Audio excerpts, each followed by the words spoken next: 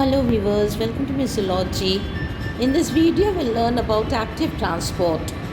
The plasma lemma is extremely thin, 10 nanometers, but yet a protective wall for a cell.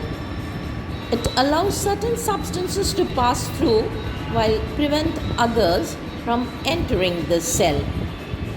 The plasma lemma is a lipid bilayer with a hydrophilic phosphate head allowing water and watery substances to pass through, while the lipid tail is hydrophobic that stays away from water.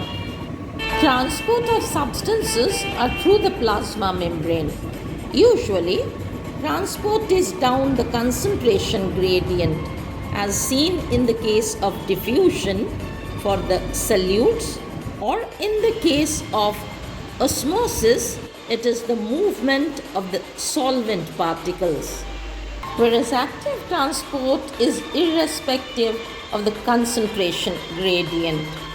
Active transport requires energy and is performed by specific carrier proteins embedded in the cell membrane. There can be active transport of two types. The primary active transport, which requires ATP and it's directly used to transport molecules across the membrane against its concentration gradient. This is seen in case of the movement of sodium-potassium ions across the axon of a neuron. In secondary active transport, the energy stored in an electrochemical gradient established with a primary active transport is used to drive the movement of the ions or the molecules against their concentration gradient.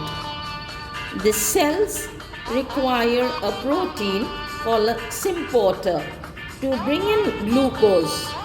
This protein grips to the positive ions outside the cell.